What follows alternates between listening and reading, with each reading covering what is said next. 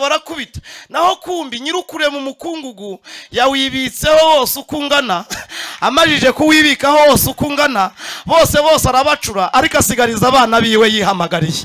Hanyuma nimundeba ahangaha turimo tuvugana bavuze ijambo ngira ngo dusengeremo ngo baritegereje nabo ngo babona kwihagararaho biranze ngo bahita babwira Farawo ngo baramubwira ngo mwami iki ngiki cyo nimusubiramo ngo iki ngiki cyo ngo baravuga ngo mwami iki cyo iki ntago ndabumva iki baravuga ngo iki ngiki cyo ngo nta mukonikoni wagishobora nta murozi wagishobora nta mupfumu wagishobora baravuga ngo iki cyo cyonyine gikozwe n'urutoki rw'Imana ivuga bikaba yategeka bigakomera. Hanyuma uyu mwaka guhera none mu kwa mbere ko nshaka kubaturaho umugisha nkabamona mutawushaka uyu mwaka guhera none mu kwa mbere Imana igukorere ikintu gikozwe n'urutoki rw'Imana. Uyu mwaka Imana igukorere ikintu gikozwe n'urutoki rw'Imana.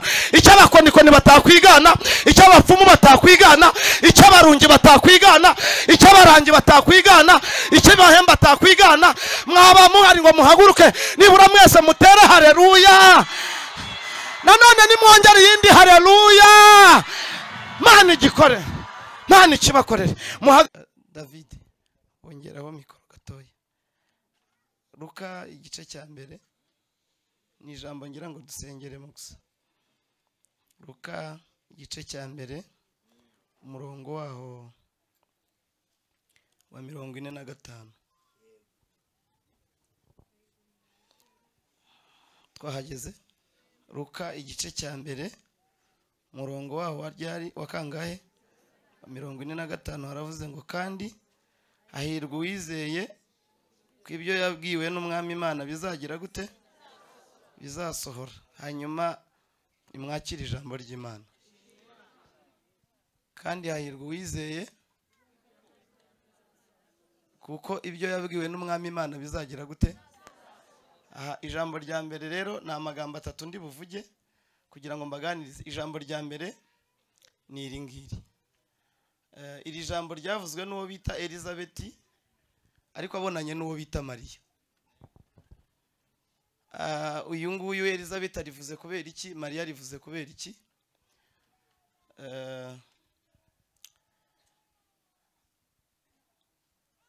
Maria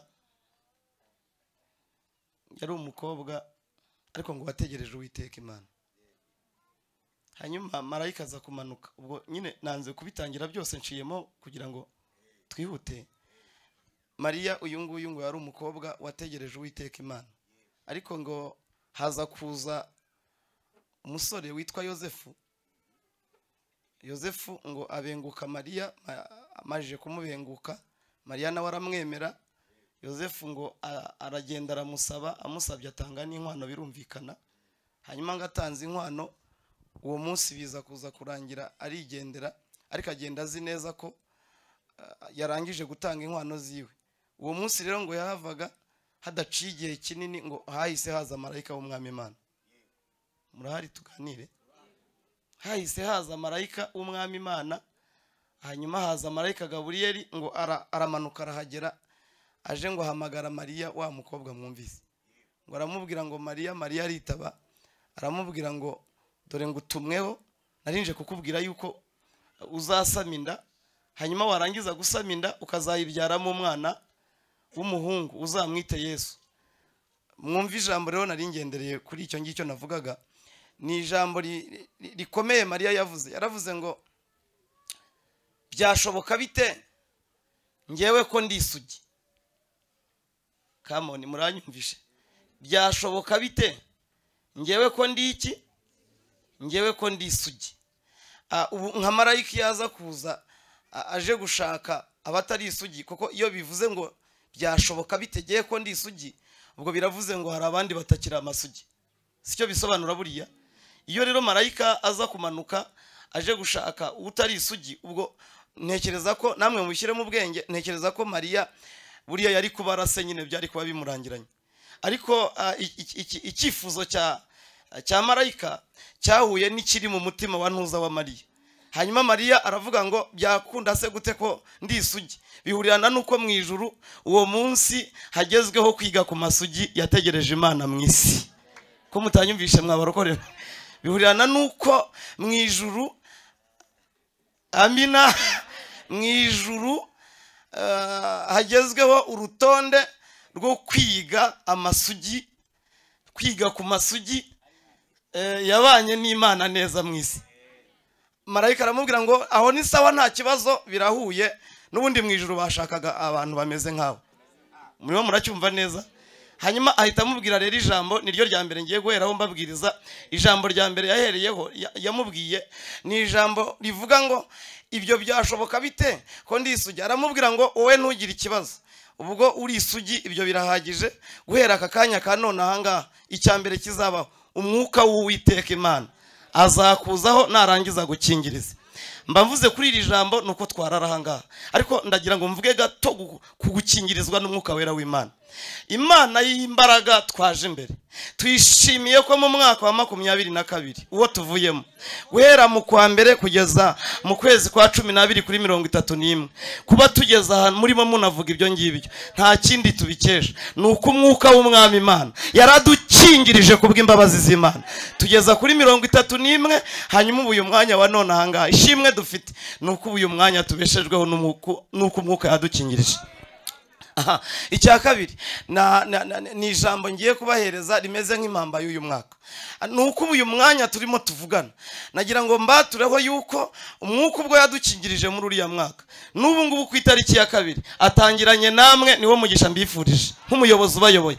Atangirane namwe abakingiriza kuzageza umwaka utaha nk'iki gihe umwuka w'Umwami Imana akibakingirije. Barokore ni mundebe hano uko byagenda kose, inzara yaraje nibyo bavugaga hano, ibyinzu byaraje, ibyo kwiga kw'abana, iby'indwara zaraje, nyabingi n'ibindi byaraje. Ariko uyu mwanya wa none ntabwo turashimira Imana, ntabwo harimo havuga nyabingi, havugaga abantu b'Imana. Hanyuma uyu mwanya iyatse nyabingi ijambo ubu ni nayiduhaye gushimira ahangaha mwuka bakingiriza bundi bushya, hanyuma muzongere muremerwa amashimwe. Ndabona hari abatabyumvise, nimwumve mbabwira ikintu gikomeye. Dawidi avuze ijambo rikomeye, aravuga ngo Uwiteka ahimbazwe katakundi intambwe zanjye kumanuka zijya muri rwa rwobo. Ubabo zagiyemo none ntimwari guhagarara ahangaha, ariko uyu mwanya ubwo mwebwe izanyu zaje sejemu zikaba zageze hano mu rusengero, hari amahirwe none nejo ko no gukira byabatungura. Hanyuma ndabinginze umwuka bakingirize mu izina rya Yesu. Nimwumve mbabwire ikintu kirimo kibitera aka kanya ka nona. Abarokore ntabwo bakemera kuba amasugi. Reka basi mvuga isugi yo mu rusengero mu buryo bw'umwuka wera. Murahari? Bwana sifiwe. Abarokore iyo bavuze ijambo ryitwa isugi, ubundi kuba isugi ni igihe twakiraga Kristo nk'umwami n'umukiza. Umunsi twamwakiraga, muranyumvishe neza, yaratugizeyo. Yarakwatse gusambana, yarakwatse kwiba, yarakwatse kunywa inzoga, yarakwatse ubusinzi, yarakwatse kugira ngo ujye guteka imitwe, yarakwatse kujya kubeshya. Murahari? Kamoni. Yarakwatse kugira ngo wowe ubwawe uzajye urinda umubiri wawe kukoresha ibintu by'uburetwa. Burya rero twari tugizwe amasugi nuko tumwakiriye akatubera umwami n'umukiza mu bugingo. None uyu mwanya turimo tuvugana wowe ubwawe urizize kubera yuko isezerano mwasezeranye uraryishe. Ariko ndagira ngo nkwinginge wowe ucyubahiriza isezerano ry'icyo mwagiranye kuva icyo gihe ukimwakira kugeza n'uyu mwanya wa none. Akira impamba yuko umwuka wera azagukingiriza mu izina rya Yesu. Murebe hano mbabwire, umwuka ajya akingiriza umuntu. Ubu bahoze bavuga amashimwe bakayavuga, nanjye nkumva nayavuga ariko sindi buyavuge, ahubwo ndavuga iri jambo rivuga ngo umwuka abakingirize. Amen. Ngo nindebe hano ngo sindi kubareba, murumva bano bafatiyeho. Ubwo reka n'ubu nabonaga mutarimo mufashwa mwebwe, reka nirebera ahangaha. Umwuka agire gute? Umwuka z'abakingirizi. Ariko ntahari areka marebe kuko ndi umuyobozi. Umwuka agire gute? Umwuka z'abakingirize mu izina rya Yesu. Ayiwe, umwuka ajya dukingiriza we. Yesu ashimwe. Uziko umwuka ajya akingiriza umuntu. Umunsi umwe Yosefu ngo umwuka wera yaramukingirije, bamumanura mu cyobo, umwuka aramukingiriza, barumuvanamo batamukunze, ariko ngo barumukuramo kubera ubwoba gusa, baramugurisha, umwuka aramukingiriza, naho agiye ajyana n'umwuka wera w'Imana. Murahari mwabarokore mwe? Ajya mu kazi ko mu rugo, umwuka aramukingiriza, ajyana n'umwuka wera w'Imana.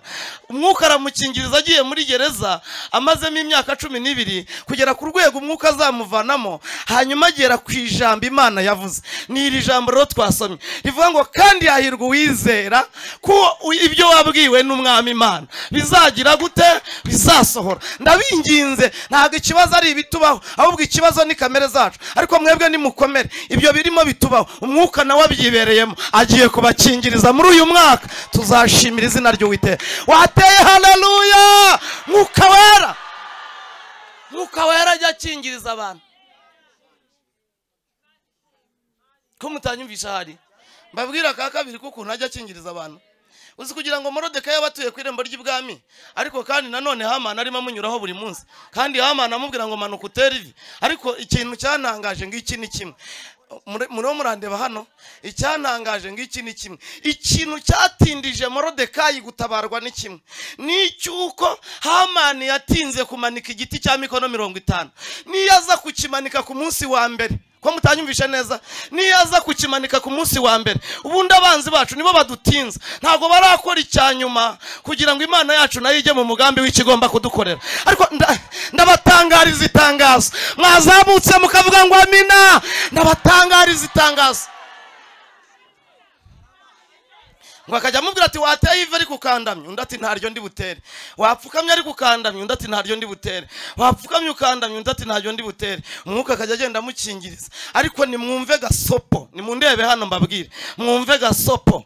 Ni umunsi ngo yamanikaga igiti cya mikono 50, Imana nayo yayise imanuka, iravuga ati noneho ntabyo gukingiriza, ahubwo nje gutabara, nje gukora imirimo. Rero ndabinginze, mubwire Satani agire vuba, mubwire abanzi bagire vuba, mubwire abarimo bagambana bagire vuba. Ikintu kiriho nibo barimo badutinza, ariko ubundi nimundeba ahangaha, icyanyuma cy'umwanzi Imana nayo irakora icyambere cyo gutabara ko abo Imana yakingirije. Ndabinginze mwitakaza umwuka wera.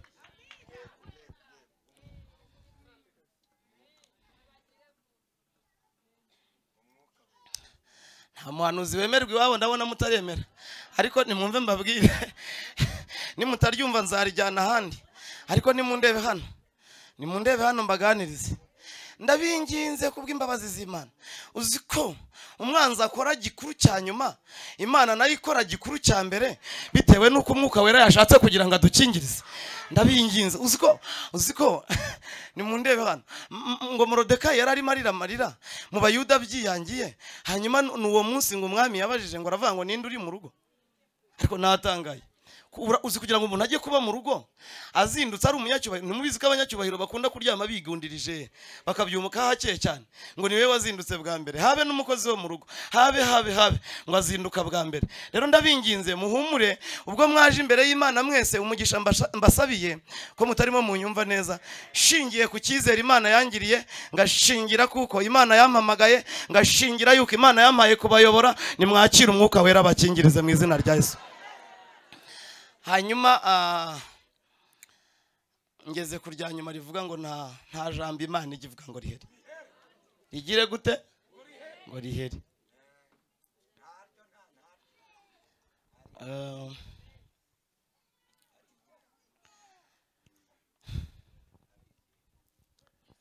Ubwo Mariya yatwaraga inda,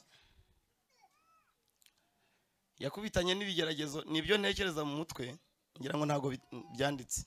Nimundebe hano, uzi kugira ngo utwite, kandi ndabaye ibimenyetso bigaragaza ko namwe nawe byamubayeho.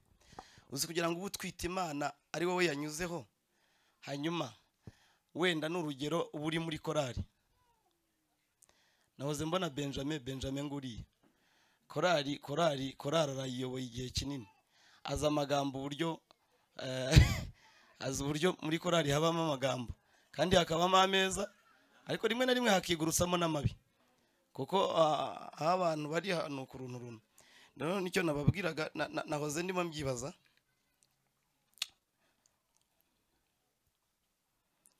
Ntuza Mariya nibaza niba yari ari nko muri korali muri ADPR.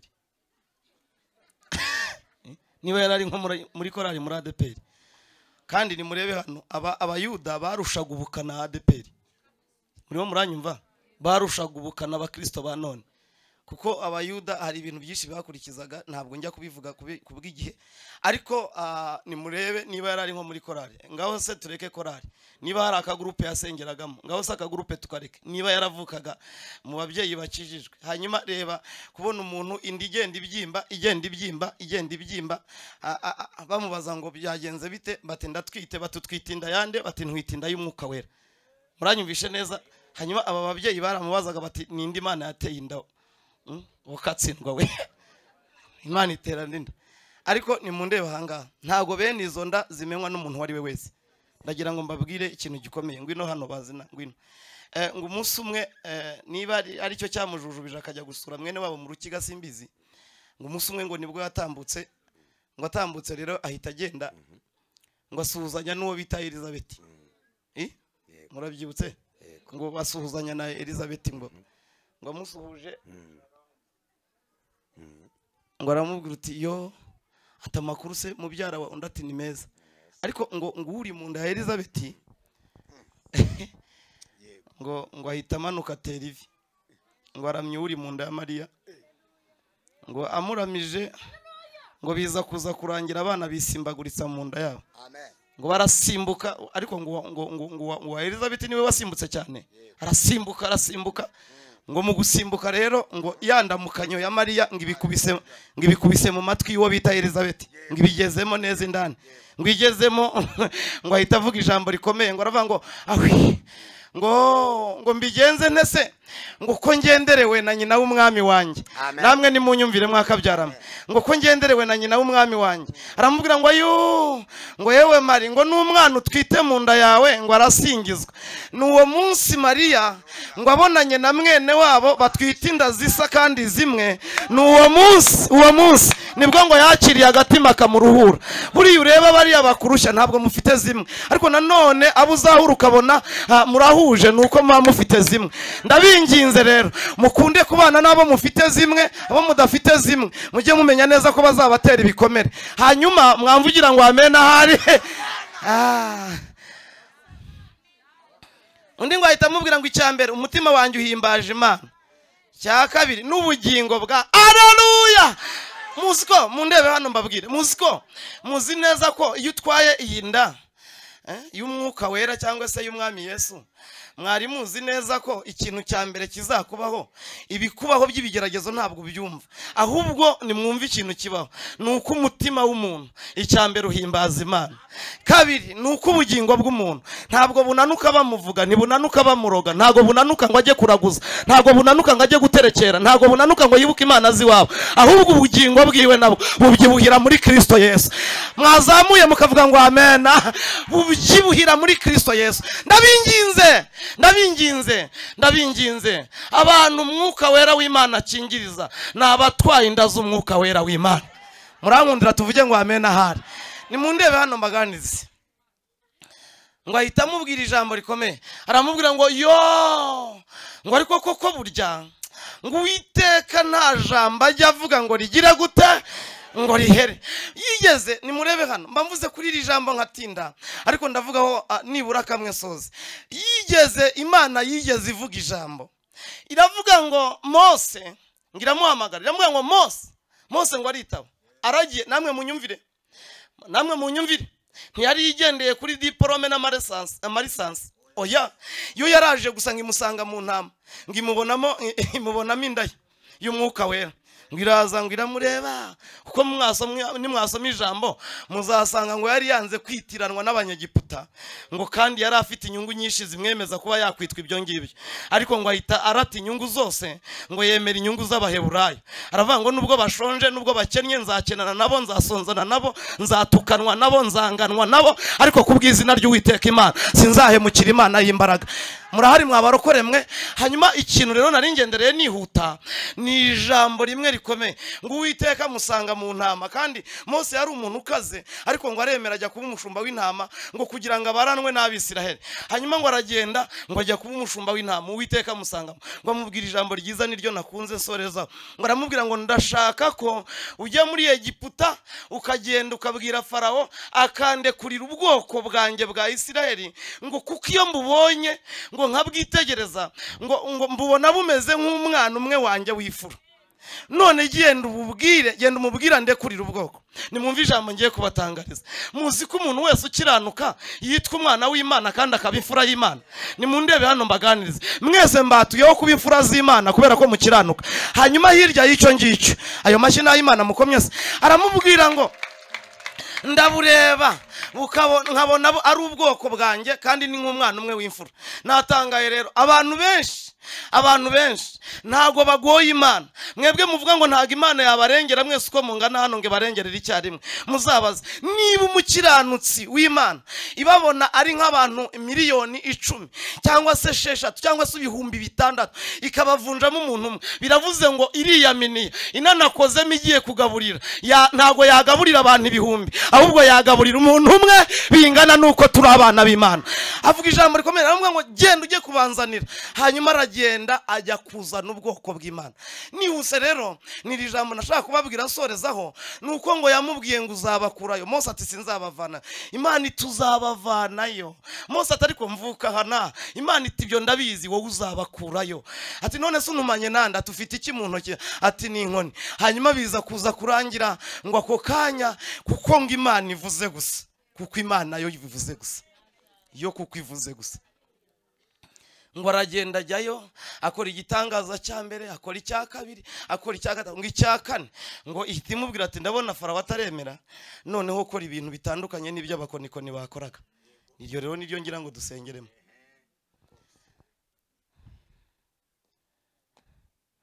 Ngira mubwira iti fata inkoni. Iki? Iramubwira ati fata inkoni wowe na Aroni nkwereke. Iramubwira ati aho hasi urahabona iki? Ngo arayisubiza ati ni umukungugu ndimo mbona. Ndimo ndabona ari imikungugu gusa. Ngira mubwira kuko nyine niyivuze. Nyine niyo yari yivuze. Vuga ngo nyine niyo yari yivuze. Ngira mubwira ngo ngaho zamuka wive mu mitsi ukubite muri uwo mukungugu. Nanjye ndakora ikintu. Mose ngo agira atya arazamura arakubita, ngo mu gukubita ngo hakuviremo icyo bita inda nshuti z'umusaraba. Inda umukungugu wose kandi nimugire ngo hasigaye na gakeya. Ngo hakuviriyemo inda ngo zihita zigaba zimwe mu Banyagiputa zindi mu matungo. Farawo ngo azabireba aratitira. Ariko namwe nimurebe umuntu w'umugabo w'umwami utitizwa n'inda tu. Erega umva mbabwire, harambwiye ngo kubwo kunyagwa kumunya mubabara. Ubu nuko uyu mwanya wa nona ubabajwe nuko Imana itarahaguruka, ariko kubwo kunyagwa kumunya mubabara, kubwo gusuhuza umutima k'umukene, ubu nona ihagurutse. Amahembe yaceceka ihagurutse, ibitega byaceceka ihagurutse, nyabingi zaceceka ihagurutse, urubyaro rwaboneka. Ahubwo ihaguruke cyangwa nihaguruke. Wahagurutse se ugatera haleluya tugashimira data wera wa twese. Imana ihaguruke.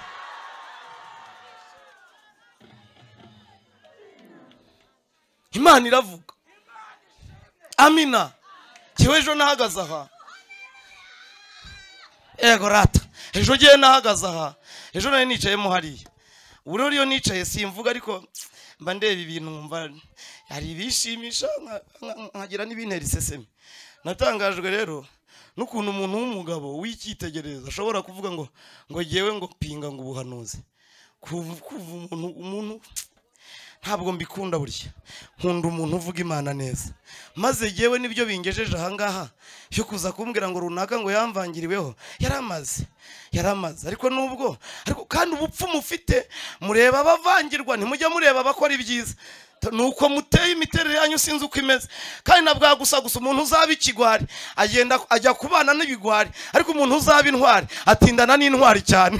Nakunze rero ikintu kiryoshye murahari mwabarokoremwe. Nakunze ikintu cyane ndyoye cyiza cyane ngo Farawo ahita avuga ati mumabagariye babarozi nabo bakonikoni ngo bose bagera aho ngaho, ngo arababwira ati murabona ibintu Mose akoze, mu mukungugu havuyemo inda, none zigiye muri twebwe, murabona ko nanjye ndimo nzimena, murabona ko ndimo kuzitora, ngaho namwe ni mu gikore. Ngo umurozi arabanza acaho aratekenika, basanga umukungugu washize. Ngo umukonikoni nawe araza, kandi ntimugire ngo nabo zari ziboroheye, nabo baritoraga.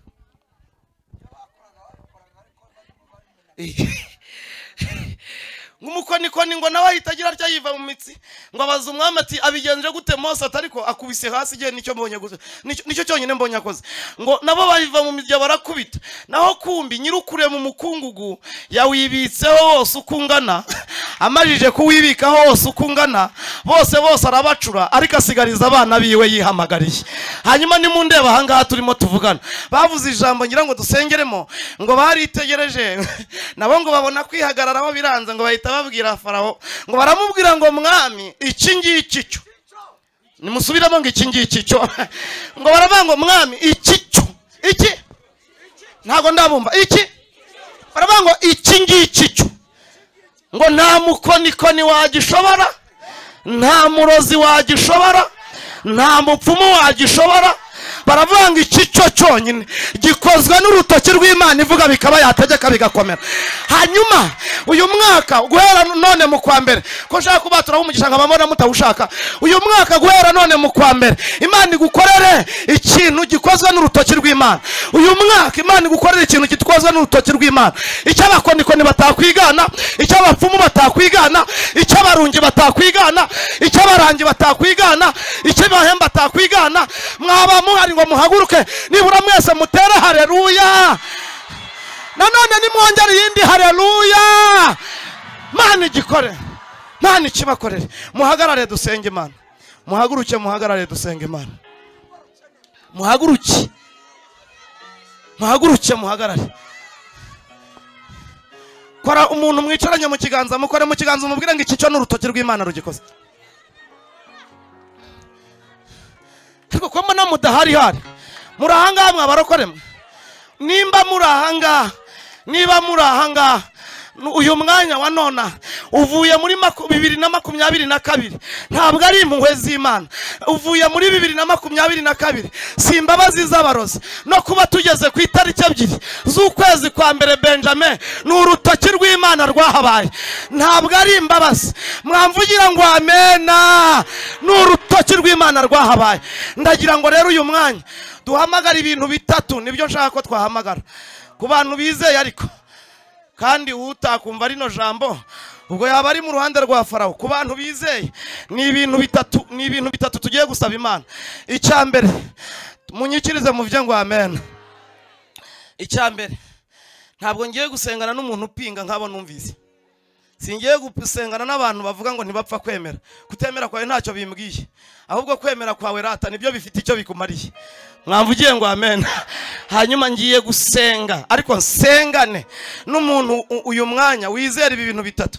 Icyambere n'uwizera ko ibyo yabwiwe n'Umwami Imana bizagira gute, zasohora. Icyakabiri nukugira ngo twinginge Imana, tuyisaba umwuka w'Umwami Imana azagire gute, azadukingirize. Icyagatatu, ndafashijwe mu nyitabe ngo amen. Cyagatatu ni ikivuga ngo uyu mwaka nibura Imana izatugirira imbabazi, iduhuze n'icyakozwe n'urutoki rw'Imana. Oya, urutoki rw'umugabo rwarakoze ariko ntiwabibona, rwarakoze ariko ntirwaguhaza, rwarakoze, urwa mama wawe rwarakoze, ariko uyu mwanya wa nona abana batarajya ku ishuri igukorera icyo urutoki rw'Imana rwakoze. Mwanyitabye mugatera haleluya we, urutoki rw'Imana. Nagira ngo dusenge bibi bitambuka, uzusengere muri ibi bintu bitatu. Yesu aduhana umugisha, kandi Yesu abaho umugisha. Mukomere ijambo ry'Imana amashyi.